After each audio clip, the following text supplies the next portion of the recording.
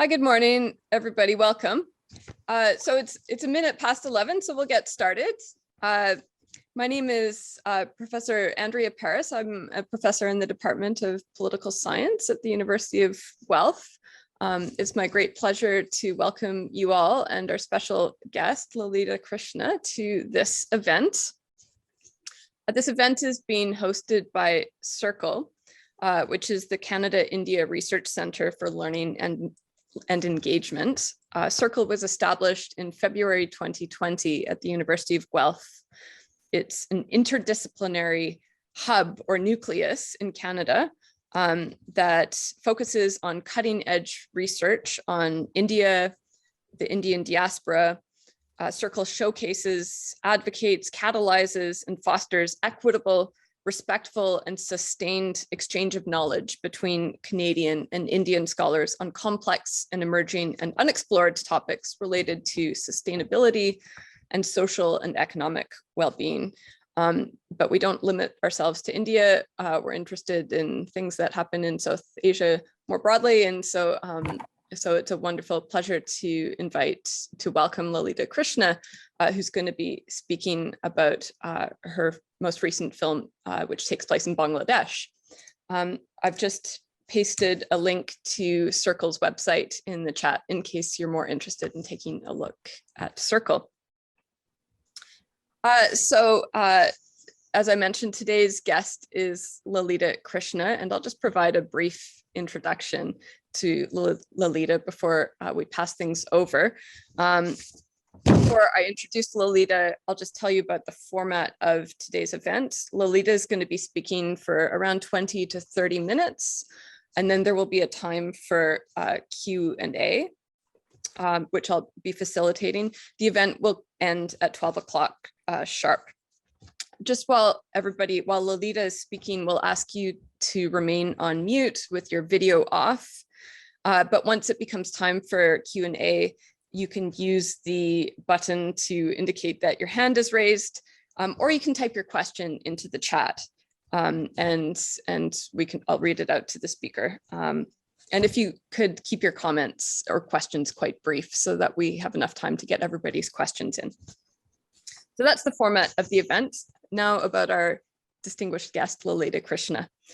Lalita is a multiple award-winning filmmaker whose work has been broadcast in Canada on all major networks and featured at film festivals around the world. She has helped to write, produce, or direct many documentaries, including Untying the Knot, Return to Ryan's Well, and her most recent work, Bangla Surf Girls, which she'll be discussing today. She's the winner of numerous awards, including the 2012 Trailblazer Award given by the Real World Film Festival, the 2013 Crystal Award for Mentorship, and most recently, the 2021 Don Haig Award from Toronto's Hot Docs Film Festival. And this award is awarded to an outstanding independent film producer with a feature-length film showing at the festival. So congratulations on that most recent award, Lalita.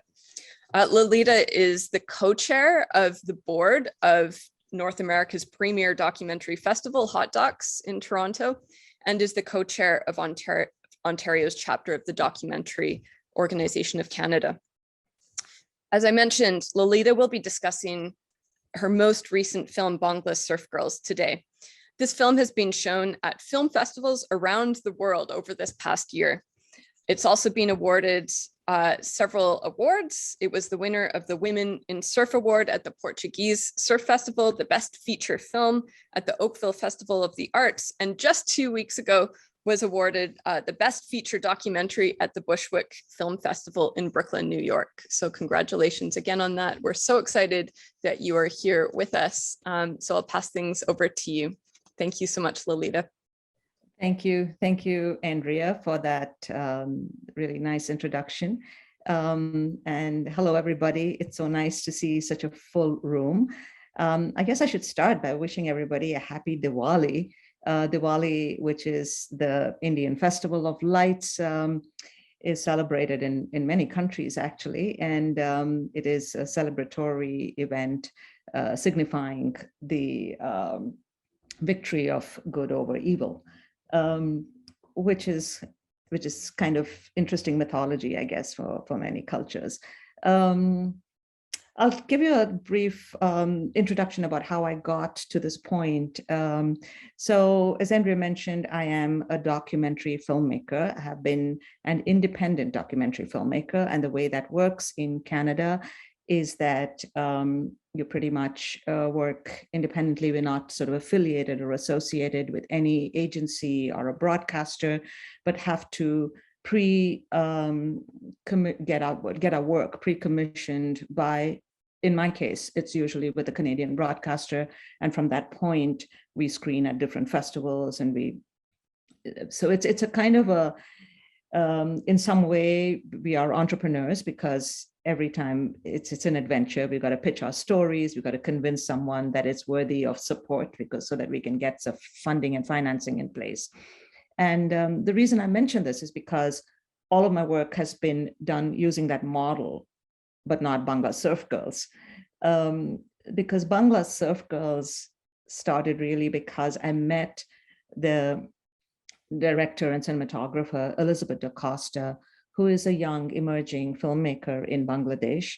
And we were making a different film for the CBC called Untying the Knot, which is a documentary about the horrific story of Rumana Manzoor, the Bangladeshi Canadian who faced domestic violence and had her eyes gouged out by her intimate partner abuse. And she came back to Canada. They tried to restore her eyesight, but then the documentary and her life is actually a remarkable recovery story. It's a very empowering story of a woman who really fought, and today she's a lawyer in the BC courts, and she's an absolutely inspiring woman. If you haven't had a chance, I know that Guelph Library has a copy of it. I would urge you to watch that, especially this year, because it is National Month to eliminate racism, violence against women. Should be racism as well, I guess, against everybody. So when we were filming Untying the Knot in Bangladesh, I met Elizabeth da Costa, and she told me about these young girls who, when she was in Cox's Bazar, a beach, really absolutely stunning, the longest sandy beach in the world, she noticed young girls who usually peddle trinkets on the beaches. You know, we've all been to beaches in developing countries where you often see little kids coming around selling cold water, cold soft drinks, and little beads and shells and trinkets. But then she found these girls, a whole bunch of them actually, carrying surfboards. And she sort of inquired further and found out that these girls who used to sell trinkets had actually been recruited into a surf program and been motivated to join, and they were learning surfing. So she got extremely curious, and then she found out some more. And she was telling me about this and said, I really want to make a film about it, but I have no way how, I don't know how to go about it. So I suggested to her that the first thing to do was to capture their images, and so that we could understand who these girls are. We can figure out, are they articulate? Can they emote on camera? And then let's try to pitch it, and let's make this film come true, come to life.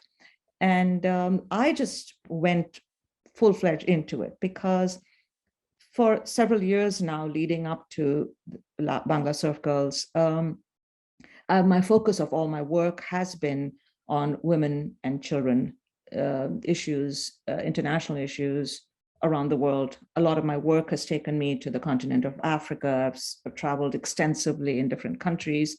I've been to India, I've been to, but I hadn't yet done a film in Bangladesh, which Untying the Knot was the first one. And I absolutely immediately gravitated to the people, the culture. I am originally from India, but I was born in Calcutta, which is in West Bengal, so the adjoining state to Bangladesh. Share a border, very similar cultures, same language. So I was able to immediately relate to it. So that was my personal connection and desire. But apart from that, when Elizabeth sent me the first set of footage, I was completely taken up with these girls. They were initially shy, but I found that she had this ability to captivate them and to gain their trust, to get them to talk to her and to actually be themselves. I mean, ultimately, our objective always is, at what stage can we let people forget that there's a camera around, that there's another presence around, and just be themselves? And so when I saw that footage, I said, we just have to do this. So I encouraged her to continue filming, and I said, don't worry about it. I'll raise the resources and find a way to get support. So that was my job. Then that's what producers do, which is enable the director or the filmmaker to do their job, so that it's we take care of the business side of things. And that's what I felt I needed to do in this case. And so Elizabeth just kept filming, and I kept raising money. So as I said, this is not the model I usually work on. I usually have my financing in place before I get into a film. But at this particular film, I felt there's a momentum to it. It's happening before our eyes. Elizabeth had tremendous access. She's also so talented. And I felt it's going to be a hard one for us to raise money, just purely because of the way our financing ecosystem works. I knew it's going to be hard. So I wrote a whole bunch of grants, and just kept us going so that we could keep filming. And then I took every opportunity to pitch this film. So to me, it was, the story of, okay, we'll follow these girls. There is going to be a competition. It's, it's the usual story of, then one girl will enter the competition, and she'll succeed, and that'll be the end of our story. So we start, we have a beginning, a middle, and an end. And I thought, okay, fine, we'll follow them for a year. There's an end to this, and that's great. It's going to be the usual trajectory of how stories work. And we just found that when Elizabeth was immersed in their lives, as she gained their trust, and she was able to gain the family's trust, she went to places and she saw things that most people have never had access to, gain that level of intimacy that she was able to capture in her camera. And she kept sending that back. And we were editing in Toronto, so I was working with my editor, and we were assembling these pieces together. And a year down the road, after we had started filming, I showed some of that footage to one of the broadcasters from BBC, and she's turned around and said to me, what you've got here? She said, you've got a totally immersive documentary. You need to continue to stay with this whole process for as long as it takes. You just have that. You have a local filmmaker. You have access to these girls. You've gained their trust. I mean, 12 and 13-year-old kids don't talk to people. We all know. I mean, we're all familiar with teenagers, and they're just like teenagers anywhere in the world. It's like, yes, no, maybe. Their answers are, clipped and incomplete. But for them to be, nonstop, they were telling us what was going on. They were giving us their insights. They were able to provide some analysis. She said, you've got something really incredible here. You just need to stay for the long haul. And I said, okay, but the long haul is, the competition, and that's it. And we'll get to that point. But of course, that's not what happened. And then as we were watching this, I suddenly realized we're actually watching we're witness to a social experiment almost that's happening on the ground. We were seeing the power of an intervention, like a sports program, a surfing program, which was giving these girls agency and control and independence, and they were transforming in front of our eyes. And we were actually witnessing that transformation. And I realized that this is not just about a competition and then life goes on.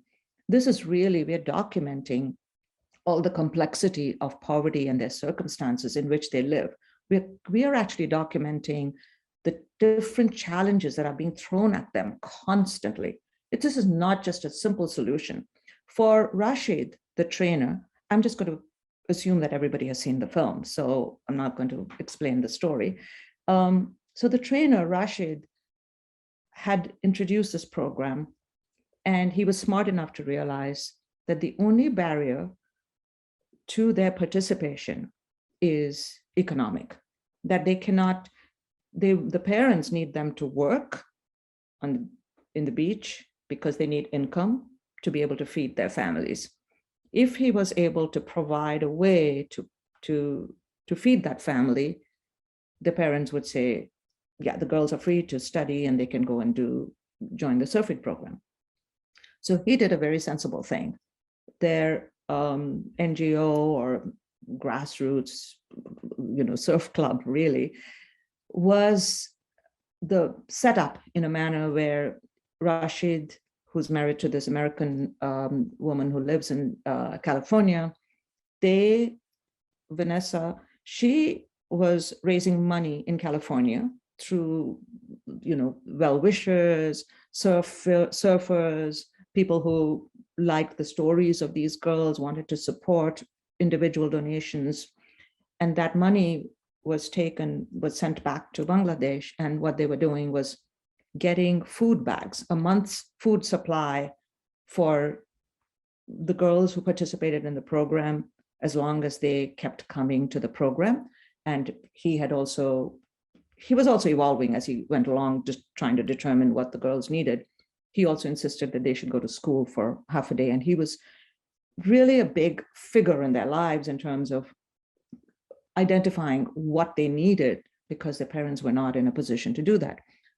So these were the first generation of girls at this age who were actually going to school on a formal basis. And of course, the very first to participate in a surfing program or being out in public and taking part in a sport. So, so he felt that as long as he kept giving the food back to the family would support the program or support the girls participating in the program. And they didn't really, there was a lot of social criticism, a lot of ostracism, and which you notice one of the parents, he really continuously harassed the girls, abused them, physically abused the girls and his wife. And he kept talking about the surfing program being a blight in their lives, and that he cannot face society because of it. But he would say that, but he would still take the food bag and continue, to turn a blind eye. But they would have to keep pretending that they were surfing in secret. Of course, he knew that. But of course, he would get into his rage every now and then and break all their trophies, and he would do there was a lot of violence in that home. But that was also something that we were able to get a lot of purely by the stories of what the girls narrated to us. So when we witnessed this, we realized there are so many, we never knew. We'd go prepared to film one day, and maybe there were 8 girls in the program, maybe 6 would show up and 2 wouldn't, or some days, it'd be 4 and 4, some days. And they were not just girls. There were boys too, and they were not in any better circumstances. But this program was set up so that the girls got the support, the food bags. The boys came and participated. They got other support, but they didn't actually get the food bags because that was intended. They didn't have enough money to raise. They didn't have enough funds to pay for food bags for everybody, but they did set them aside for the girls, which is also a very unusual sort of principle that Rashid worked on, because he really wanted girls to take part in this. So we'd find on certain days when we go to film, all set up, we had planned, Elizabeth and I had discussed what questions we're going to ask, which direction we're going to go. We're going to spend the whole day focused on this girl. We're going to do this 1, 2, 3, 4 things. The girl wouldn't show up. And then, so Elizabeth, it's not easy also, by the way, they live really, really, really far away. So just to come, to commute, they would have to take transportation. Someone has to pay for that. So the clubhouse was subsidizing some of that. So Elizabeth went to their home and found that the girl Aisha in this case, that's how we got that scene with her, said, I'll come out with you, but my dad shouldn't know. I'll have to secretly go surfing because he shouldn't know that I've left. So then she said, but what happened? You didn't show up yesterday. So she said, I couldn't because there was a problem at home. My dad beat us up because he heard that I'd gone surfing. It didn't prevent her from doing it because she was, she was rebelling against her dad and she continued to do it, but she had to do it secretly. If he found out, she knew she was going to get a beating, and she did. And he also told her not to go to school because he believes that school is bad as well. So these are some of the nuances that also we were capturing. It's complex. It's really complex because they kind of understood these things are important for their girls, but they also felt that's evil because it's not our culture. This is not what our girls should be doing. So they'd say both things. One, they'd say this, but they'd also say that. But as the girls themselves gained that confidence, even just learning to stand on the surfboard, which is like something that they were doing for themselves, you have to understand that no one has ever taken the time to teach these girls anything other than cooking at home, domestic chores, which they do from when they're 6 years old. No one had actually taken the trouble to say, I'm going to teach you to ride a bike, or I'm going to teach you to, any kind of fun things, play soccer, because it's not considered important for girls. And secondly, you start working, their mothers didn't do it, their aunts didn't do it, their sisters didn't do it. So why should they be different? So the very act of standing on a surfboard, the empowerment and the confidence that it gave them, they suddenly began to feel, well, we can do anything. We can overcome things. And we were watching that happen. So we actually ended up documenting, well, the competition didn't happen. That in any case, I had mistakenly assumed that the competition was going to happen within that year, but it was the following year. So that was already 2 years. And we stayed on for another year because the girl didn't go to the competition, but there was further developments in all their stories. So what we have here is a very immersive documentation through audio and video over a span of 3 years in their lives. 3 years where we were constantly with them. We watched them evolve. They were growing in front of us, maturing, learning, just getting wise. And we watched as well what happens with a social program, a local grassroots social program. There are two things over here. One is this program was successful because it was local and because it was run by a local youth who understood the community, understood the people, understood the families. This could not have been run by an NGO like Save the Children. Save the Children is great. They do a great job. But if they were running this program, it would never, ever have worked. It could work only because Rashid was so intimately connected with that community. He knew when he has to go in, and he knew exactly the whole situation with Shobe's passport. He knew exactly whom to speak to. He goes to the authority, he goes to this person, he goes to that person. And it was when he left the scene, we saw what happened. Everything collapsed. It took a leader, it took someone so it's not just a local person, it has to be the right local person. That's this other piece that we learned. And then we learned that these local programs are so fragile. They are so dependent on Western donations and contributions. And, the whole setup was it was just, they were depending on GoFundMe, crowdfunding sources, because the money they needed was it's so small. It was just so little, actually, in the scheme of things, to bring about such a big change. When you look at it, to me, this was like, why isn't anyone else getting it? This is such a simple intervention. It was so obvious. And we were watching this whole thing happen and play before our eyes. And that's what I kept telling people. I met people from, in the course of other things, like in the social events and everything. I met someone from World Bank, and I was telling them about the story. And of course, he went, this is so important. I think we should document it. I spoke to Ford Foundation and I told them, you guys should be watching something like this. And we've documented it. You can see within this documentary exactly how it plays out. And of course, we've got tons of other footage which didn't fit in with our story, but there's many, many more incidents and situations.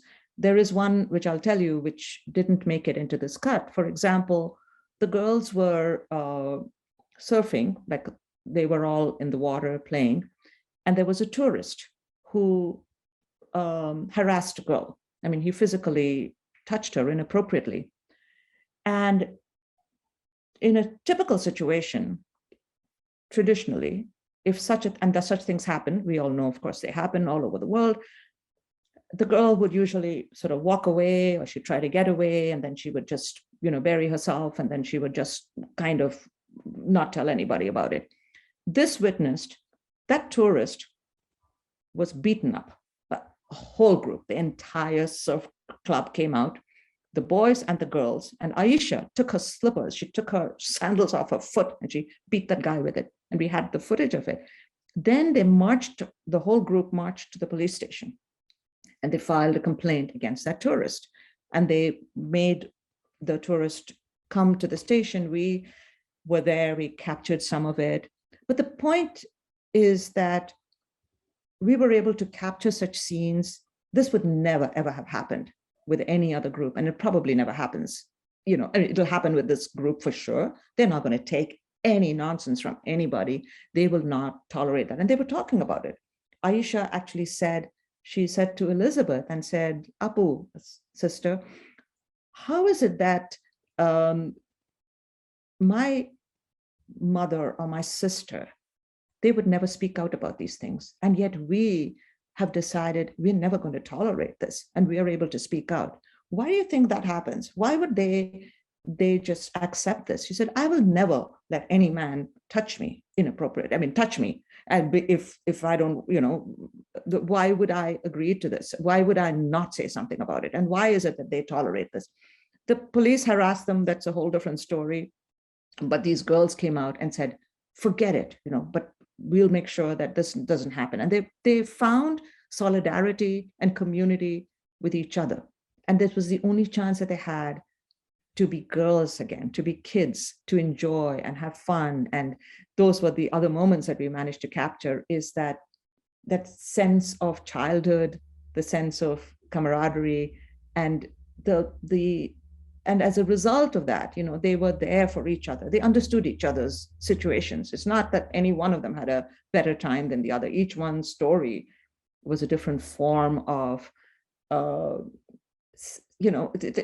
were going to some real hardship. I cannot even blame the parents in many ways, except that dad, of course, but the mothers, they have to put up with so much. Many of them are single moms. And we documented that 2 of them are single moms, and the one who in fact lives with her partner he's an abusive partner. So their circumstances are really hard, and their situation is tough, and we've managed to get that. So I'll just sum up, because my 30 minutes are almost up, by saying, I think the overall, I guess what I'm trying to get at is that this documentary is an observational documentary. It covers about 2.5 to 3 years in the span of girls' lives, girls who live in poverty. It can be completely, you could take the girls from Bangladesh, put them in India, you can put them in Pakistan, you can put them in Sri Lanka, in the whole South Asian diaspora, probably many, many countries around the world, actually. And if you take the economic conditions, it's girls who bear the brunt of it the most, because at the end of the day, they always consider that the boys, however they might be in the same hardship or even worse conditions, I'm not saying they have it any better, but they feel that they could be income earners. The girls are considered to be a burden. And so really the family will use them to get money for as long as they can, and then the idea is to get married. So these girls were all, when we got them, they were in that cusp. They were exactly at the stage where the parents were already thinking of getting them married. Now, child marriage is not condoned. It's against the law in Bangladesh, as in all those countries, but it happens. We all know that it was still happening. So these girls were rightly, so hopefully this program, similar things like this, the girls were quite clear, because that was one other thing that they were talking among themselves, saying, we are not going to get married till we are 18. After 18, we'll think about it, or whatever. But they were very clear that they were going to be the arbiters of their own future. And I think those were some of Aisha's lines, because to me, they're wise beyond their years, and I feel like I learned from them. So she was like, no one's going to change my future. I'm going to write my own future. And I think that is our takeaway from this film, which is a small intervention, a local program can make a big difference. And a documentary like this one, which is observational, can actually, we can actually capture that, and we can document the process effectively. Great. Thank you so much, Lalita. And you were exactly on time. So we now have a chance to open it up to your questions. I did say in the chat, because I forgot to mention it earlier, that this session is being recorded, and the recording will be made available on the Circle website afterwards. If you have any questions, you can hit the reactions button and raise your hand. You can type your question into the chat. If you'd like to speak your question, unmute yourself, and you can turn on your video while you're asking your question. We'd ask you to introduce yourself and just your name and your affiliation, who you are. So please, questions.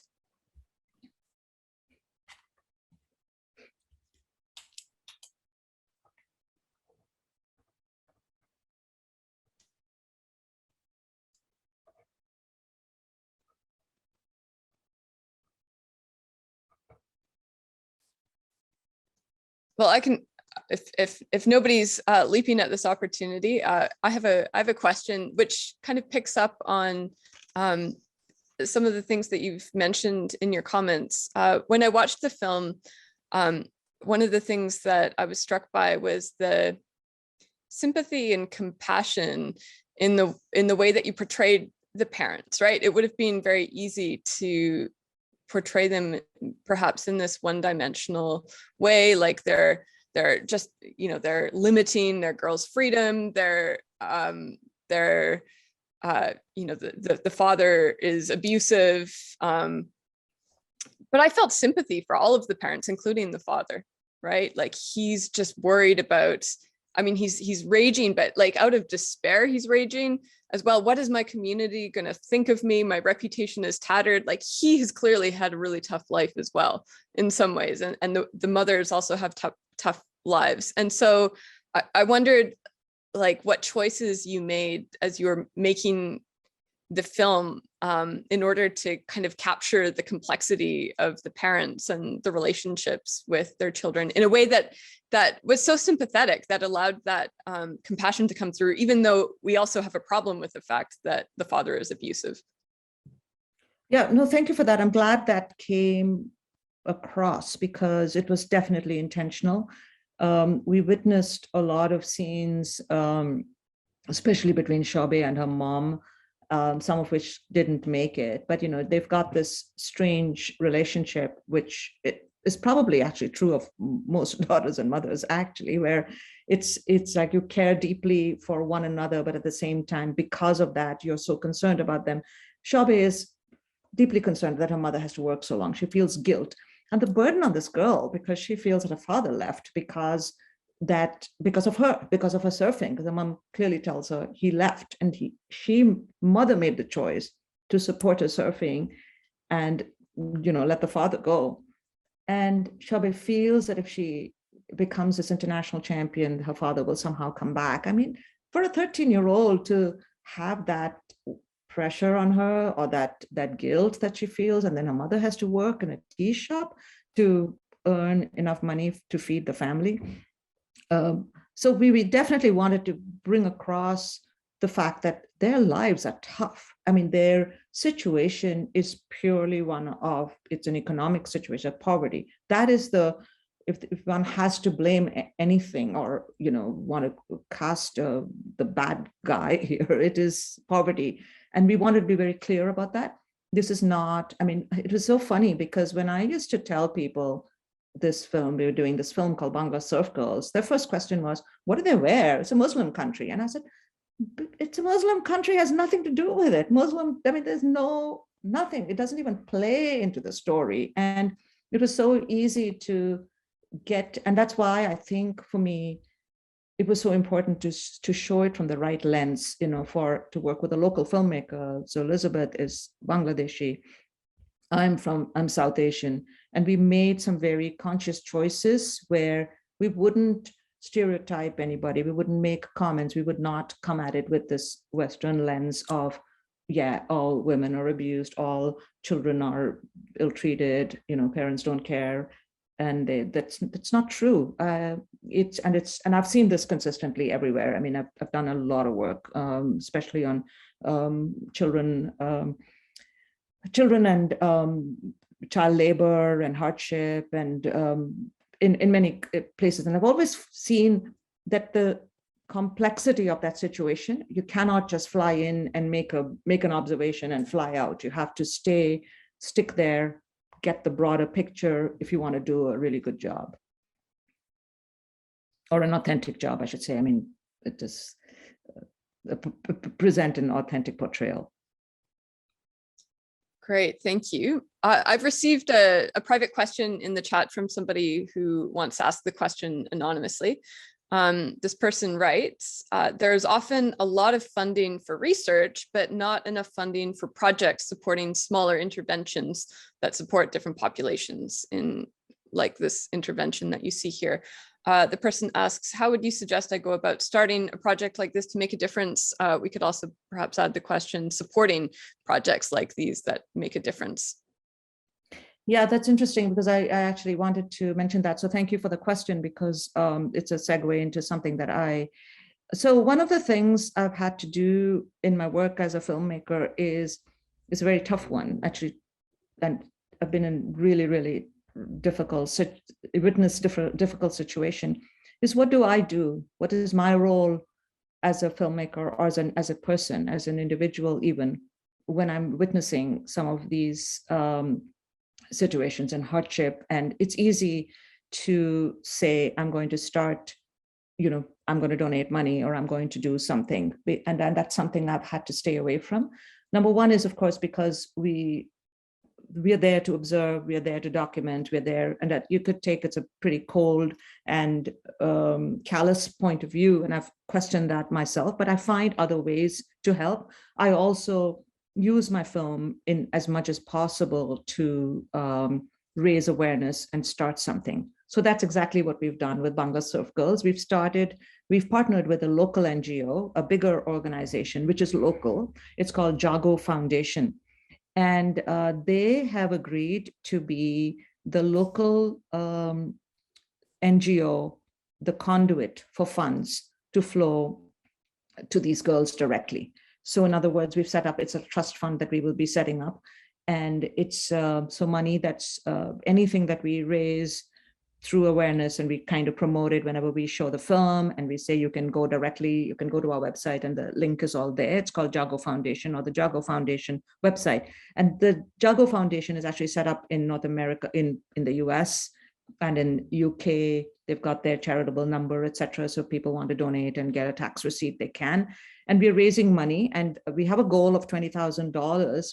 So that could be a trust fund. If we're able to do that, then we can ensure that the girls will be supported for the, the interest on that will pay to support these girls for the rest of their. Right now, what we've been able to do is for two of the girls, which is Shobe and Aisha, we've already started that. So we are able to support them monthly. And I'm really, really happy to report that both of them are actually both of them are training. They've become trainers and continuing their surfing, and they're also teaching rollerblading to young girls. They're huge mentors, and they're such big role models.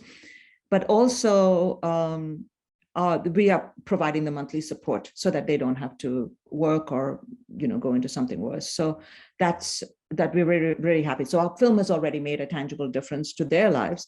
We just want to make sure that we are able to continue that for a wider audience. But to answer your question, that there is in terms of projects, so we are hoping that this would lead, at least this particular situation will lead to a more permanent establishment of maybe a girls' club, so that it can just be for girls and surfing. And it doesn't have to be surfing, it's just one of the ways in which girls can break away from that cycle. Great, thank you, Lalita. And I think I've found the correct link and posted it in the chat to Jago, if anybody's interested in taking a look. Any other questions in the chat? I see a hand from Leah. You can go ahead and turn your video on, Leah, and unmute yourself. And please introduce yourself, your affiliation. Yeah, for sure. So my name's Leah. I'm a third-year student at U Ottawa, so I'm not with Guelph, but one of my professors actually shared this information with me. I've been studying documentaries through some qualitative research methods classes, so it's really great to hear your story. One of the big ones that we've kind of addressed is like an issue with documentaries, or difficulty is like being ethical and making sure when you're telling really sensitive stories that you're kind of encompassing everyone's sides and being like sensitive, knowing what to show, what not to show. And I'm just wondering how you make those sorts of distinctions of what's necessary for the story versus what's important to keep private, to keep everybody safe. Yeah, and in fact, interesting. In fact, that's actually very relevant to our other film, Untying the Knot, which is about women sharing their stories of domestic abuse. And one of them was living in that relationship at the time that she told us the story, and currently continues to do so. And the other one had left a relationship, but the partner she was speaking about happens to be a pretty big name in that society. So we were very conscious about keeping them safe. I mean, that when you mentioned about keeping them safe, that is something that's constantly in our minds. We constantly check with them before we screen and everything else. So, but so first of all, I mean, I think we always get the consent of our subjects, but that's not enough. I mean, I've been in this business long enough, and I do a lot, by the way, on media analysis, and I do a lot of work around this, and I'm constantly grappling with my own issues, and which evolves as well. So I'm not saying it's perfect, but I definitely am one of the more conscientious filmmakers, I would say, because I do it deliberately and I do it with intention. So first of all, in terms of the film itself, for us to make a film which is accessible to the public and is seen, we have to make the story does come first. It's very, very important for us to make sure that the narrative, those are the choices we make when at the editing table. Having said that, the question that Andrea asked about the families, I mean, we were conscious that we had to balance bring enough narrative and make sure that the families are given equal weightage. It was easy for us, really, really easy for us. No, I mean, we have so much footage of the clubhouse, Rashid, and the kids, just interaction. We could have just ignored the families completely. That could have been a whole different film just about the surf club. These girls come here every day and then they do this. But that was not our intention. Our intention was to show where they come from, show them as rounded characters, the good and the bad. And they are bratty kids. I mean, it's not like they were always, perfect. Of course not. They had their own, we had our own challenges with them, and they had challenges with each other, which also we showed to a certain extent. So, I mean, these are very conscious choices. And especially, I think people are becoming conscious in terms of who's telling the story now, who's behind the lens, who is filming. These are all very important. We found, I'll tell you something, we noticed when Elizabeth was filming, because she had the camera herself, it was easy for her, and the style, as you can see, is her chatting with the girls, they talk to her, and then that's the whole style of this observational doc. She's navigating all these situations. But when we were at the competition, that the competition that they had, there were a lot of media and other cameras there as well. And we saw these girls transform. They had been trained to deal with media. So they would turn on their media face and they would give these pat answers and they would do this, the surfing sign, and they would be the kids who have to say, they have to say thank you to so-and-so, thank you to so-and-so, do this, do this, do this. They had to do that. And they were constantly doing that to us until I said, can you please stop that? I mean, I went there a few times and I just said, stop doing that. Talk to us like when we're sitting at lunch and you're, throwing things at each other. We want to continue that relationship. So it takes a little while. So I think what we do is we believe that investment of time is the only way you can get that authentic story and the characters. And that's something that we completely committed to do, that we will commit that time, we will spend that time, make sure that we get it. You cannot do it in a news story. It's just not possible. You can get a quick soundbite, but if that's what you want, that's fine, but you're not able to do it. I have made films where I've had a limited amount of time, where I've done exactly what I said before, which is, I go in and I know what the beginning, middle, end, it's happening. It's an event or it's something that's going to happen. And I've spent that amount of time over there and I've come back and we've been able to edit and make the film, but that it's not a similar, it's not an immersive observational doc like this is. So it's a different style. Great, thank you for the question, Leah.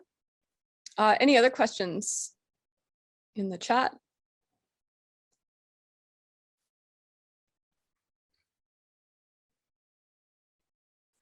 Yes, Adaharo, you can unmute yourself and turn on your video if you wish. Yeah, good morning. This is a really interesting talk, and you're actually documented something which I'm originally from Bangladesh. So what you are really talking, I could resonate the lived experience. My question is about like this kind of documentary definitely is needed for social change and inclusive development. But sometimes there is a danger, like you can also come up with conflicts within the community. I don't know whether you faced some kind of conflict like intra-household or societal conflict because of your initiative.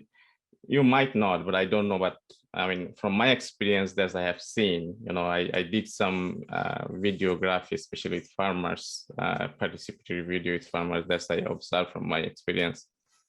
So my question is there, like whether you have observed some kind of conflicts, and do you agree that there is a possibility for, if you did not observe in your case, that possibility of societal conflicts and how it can be managed in case of, from your experience? That's a really, really great question, because I have to say I have experienced that.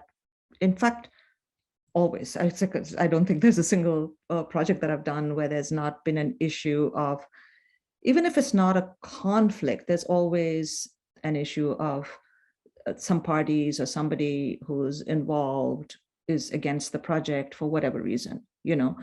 I think there is also a deep suspicion of media in general, for good reason. We don't trust the media. We believe that whatever we say is going to be twisted and changed and modified. And I have to say that was definitely an issue here as well, in terms of the families didn't initially. It took a lot to gain their trust. I think Elizabeth actually went and she stayed the night in one of their communities and stayed within Shuma's home overnight to tell them, look, I'm one of you. She ate with them. She never, ever refused to eat with them. So she immersed herself to prove that she is one of them, to the point where even you saw Aisha's dad saying, come, you are welcome, not the club. Don't come, you can come because you formed this relationship with my daughters. So I think, again, it goes back to that, but I'm not saying that it can be done every time. What I've done in the past is for my own films, when I've had to deal with this, is I try to meet all the parties, and I really try to explain to people what the process of our filmmaking is and why it's beneficial to them. I think people don't understand that, because I tell them that if you don't tell your story, if you don't talk to us, if you don't participate, we might end up doing it anyway, and you'll be out of it.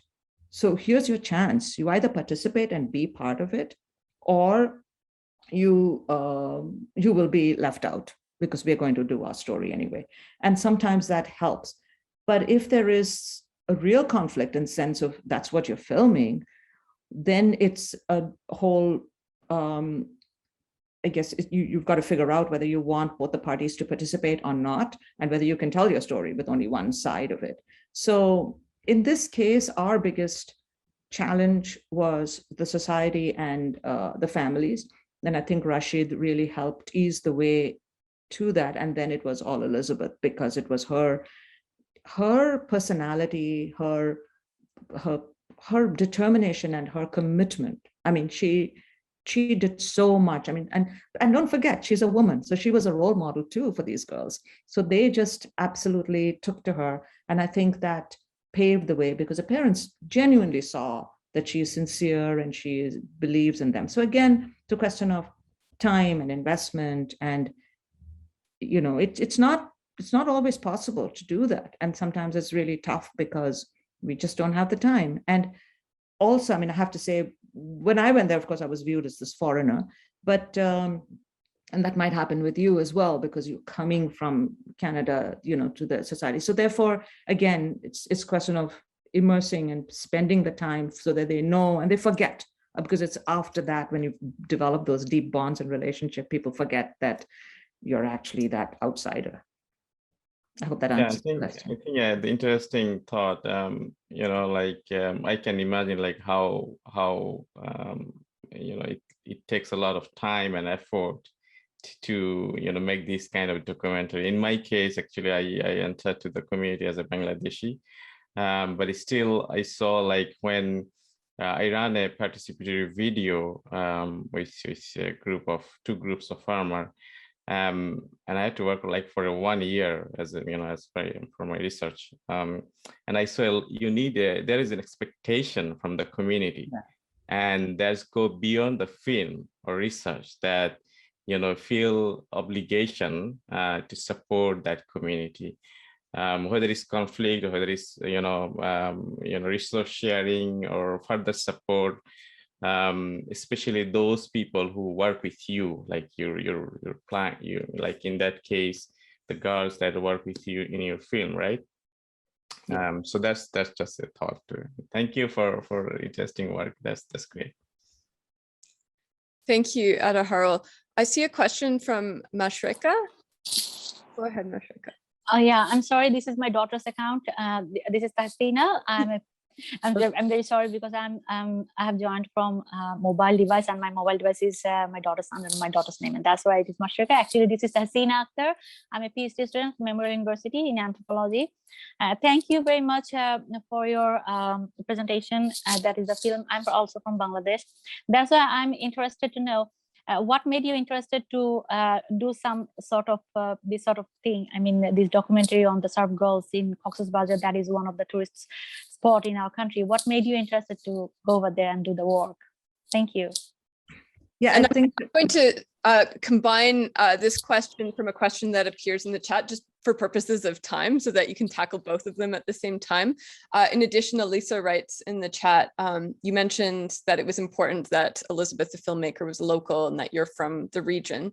And Alyssa wonders how this experience was similar or different for you as compared to when you worked on films in other parts of the world. Does your role or approach change depending on your degree of personal connection to a place and a population? So if you could tackle both of those questions. Right. So perhaps I should mention to Hasina that I did mention in the beginning how I got interested in this film. It was through another film that I was making in Bangladesh, and I met Elizabeth. That's how, and she pitched the story to me. But in terms of my role, again, I hate saying that's a really good question, but these are good questions. But it's it does change. It does offer a different perspective. And it's not an incorrect perspective, but it's a different perspective. So I think when I used to travel to different countries in Africa and make the films, I think almost all had a Canadian connection. So they were about Canadians doing something there, and it was something local that we captured or did. So there was that element there, which I was able to bring. I think there is also the fact that I was raised in India and I've grown up in that society. So it gives me a lens and a different perspective that I am able to relate to a lot of cultures that I'm able to connect with and get deep at. So I do find that I'm always looking for something deeper and stronger, because I know there is a story behind the story. But having said that, I have been doing a lot of analysis myself in terms of my own work. And I think moving forward, I have come to that conclusion. Like, I don't think if I had decided, I am a director as well, if I had decided to make Bangla Surf Girls myself and say, I'm going to devote all my time and immerse myself into that, it wouldn't have worked. It couldn't have worked. It had to be someone like Elizabeth, who connected with them at a different level. She's extremely talented. She is local, as in living in Bangladesh. You know, it's not something I could have done after having lived in North America for so long, to transport myself to understand and relate to the girls the way she did. And I think our relationship also worked so well because she was constantly relating things to me. I was able to connect, and it was a shortcut because I understood what she was saying. And I was able to give her tips and tricks on how to deal with certain situations using my experience and my knowledge in general. So that's how it works. So, but moving forward, if I were to have to work in another country, another culture, I would again seek someone local. That's a personal choice that I've made since having seen how this works. Great. Thank you, Lalita. I think that's probably a perfect place to bring this to an end, given that we must end at noon. So I really want to thank you for spending this time with us today and for sharing your experiences and insights about this film. If people have not seen the film and would like to see the film, how can they see it, Lalita? Well, they can get in touch with us. I mean, I'm sorry, but that link will have to expire and it won't be available if you haven't seen it yet. So do get in touch with me. You have all the knowledge. You can go to banglasurfgirls.com or insyncmedia.ca, and you'll be able to, actually everything that I've said, there's a lot of information there, but I'd love to stay in touch. And if anybody has any questions, please do drop me a line. Okay, thank you so much. Thank you. Thanks to everybody for attending. Before we leave, I'd like to draw your attention to our next event that will be hosted by Circle. This is a webinar titled The Principles and Practices of Critical Community Engaged Scholarship with Professor Mavis Morton, who's in our Department of Sociology and Anthropology. That will be taking place on November 17th. And if you wish to get on Circle's email list, please go to the Circle website, which I listed up a little bit higher in the chat, and you can sign up to get on the listserv where you will get information about all of the upcoming events. So thank you to everyone. Thank you to Lalita, and I wish you all a wonderful afternoon. Thank you.